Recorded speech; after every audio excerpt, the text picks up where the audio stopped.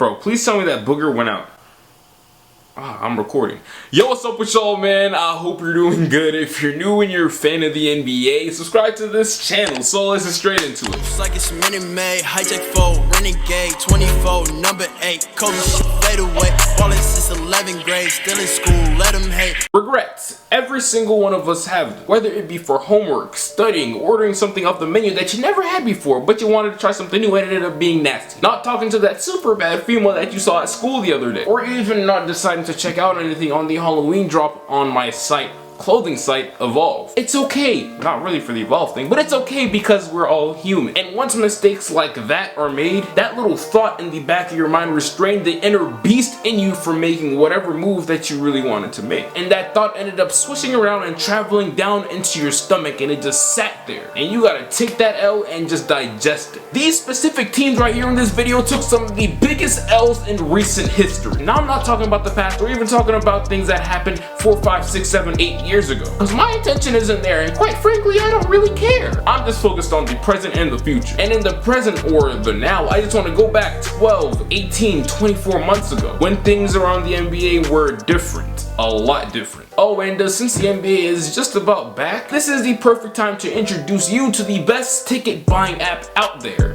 SeatGeek. Now, SeatGeek eliminates all of the possible frustrations that you may experience during the tedious ticket buying process. They use a 0 to 10 ranking system on each and every seat to make sure that you get a bang for your buck, a great deal. Green means good and also red means bad. Stay away from the bad. So you can get 20 bucks off of your first purchase if you just simply use our code MOJO99. The NBA season is literally around the corner. He's looking at me right now. Do your thing, coach. The summer of 2017 was very pivotal to the NBA's future. A GOAT in the making in this NBA YouTube stuff. Me was born. And during that faithful season, the Kyrie Irving fiasco happened. That was the same summer that he got traded to Boston. But before the Boston Celtics and Cavs agreed on the deal, other teams were obviously in the mix, in the convo, in the discussion for the star-studded PG. And now, looking at the situation with 2 years worth of hindsight, this one team in particularly should have probably pulled the trigger on this deal, but didn't because of that monster that we have in the back of our minds. They felt like what the Cavs were asking for was way too high of a price tag. The Phoenix Suns, I don't know how and why this happens, but I swear to God, at least every 3 videos I talk about the Suns. I may low-key be a fan. No, I'm just kidding, for real. No disrespect to Phoenix Suns fan, but I would never do that to myself. But anyways, the Suns had a chance to get Kyrie and pair him up with a young star shooting guard in Devin Booker. Now, just the thought of those two wearing the same exact threads on the same team is just a scary sight. These two players specifically are one of the very few guards in the NBA who literally have no real weak points offensively of any sort on the basketball court. They rank either average to excellent on every single aspect on the court offensively. Now, of course, we all know this. We're not dumb. The problem would be defensively. Who's gonna play it? Nobody. That's the issue. But things like this, situations like this, theories, possibilities, whatever, just really make you think what things would have been like today, and if they would have been better as a team as we speak right now.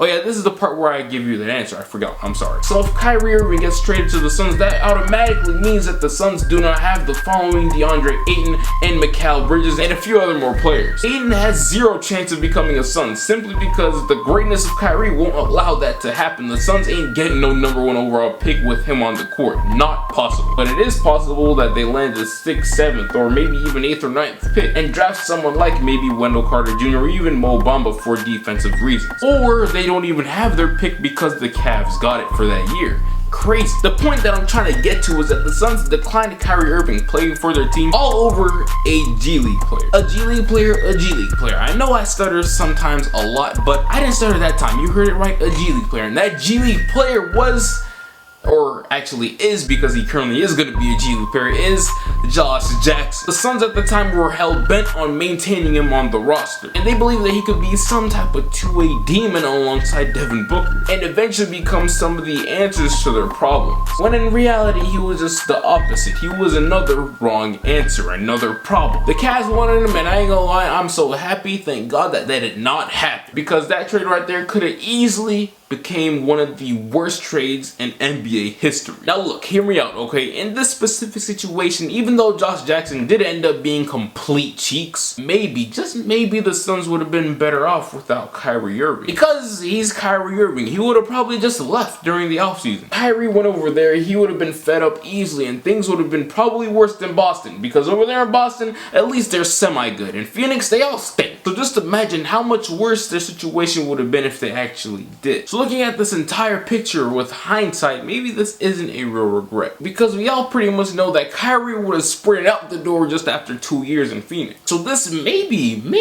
a rare W for them in this case. A team that certainly has real regrets though are the Minnesota Timberwolves. As most of us can remember, the Wolves were seen as a future super team back when they had a core of Karl-Anthony Towns, Ew, and Zach LaVine. At the time, the Wolves were under a lot of pressure from the public because they consistently underachieved, when so many fans and the media placed so much expectation on them to actually be contenders and make fast strides as an organization. It was clear as day that they were next up because they had 3 All-Stars just waiting to pop out onto the scene. Or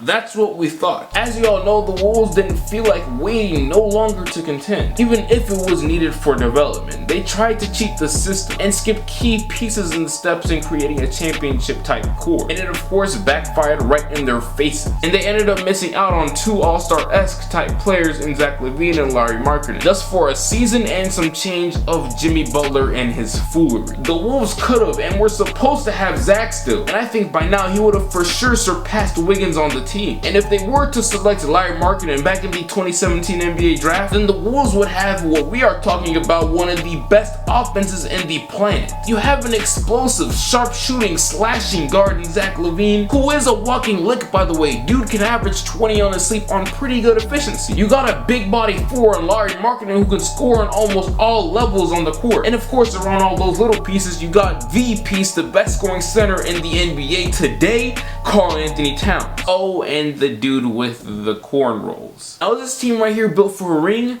Potentially, but definitely not right now. But that is a much better position and situation to be in than whatever they're in right now. The Minnesota Timberwolves are such a meh team. The word or expression meh just describes them perfectly. All of the hope and whatever stability is left in this team is placed on the dude with the cornrows, Wiggins. And that is just an extremely tough thing to face.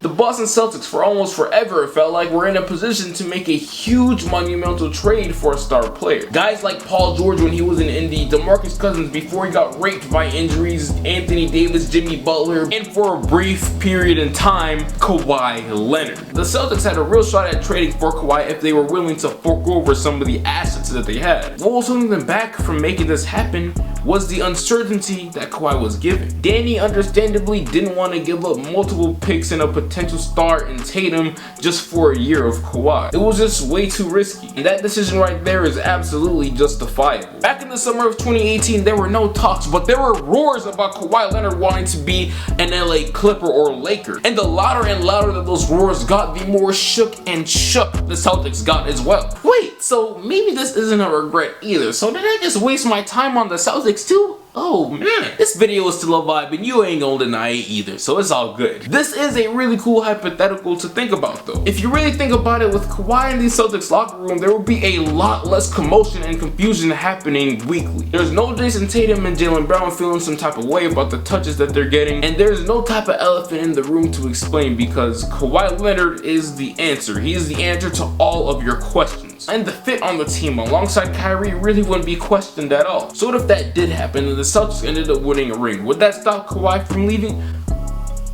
Probably not. We could ask the Toronto Raptors if you're not too sure about that answer because they, as you all know, had first-hand experience. And also on top of that, who is to say that Kyrie Irving wouldn't leave either? So that means that the Boston Celtics just might would have to go on a full-on rebuild right after just winning one championship. That right there would be one of the What the F moments in NBA history. The two last regrets in this video belong to the Charlotte Hornets and New York Knicks. Now these two teams were arguably some of the biggest losers this offseason. The Knicks got rid of Porzingis for basically cap space only, no real valuable assets. They only did that so they could go crazy this summer, and by crazy I thought that they were gonna sign KD, Kyrie, and those type of players around the world. But they ultimately went crazy for guys like Marcus Morris, Julius Randle, and Bobby Portis. Deep down in every single Knicks fan's heart, and also everybody up there in management, regret what they did for sure. If they knew what they know now, I guarantee you that they moved Porzingis for way more valuable young assets, instead of just basically more money and Dennis Smith Jr. And as for the Charlotte Hornets, not even last year, but a whole 2 years ago, I sat right here, not on this chair because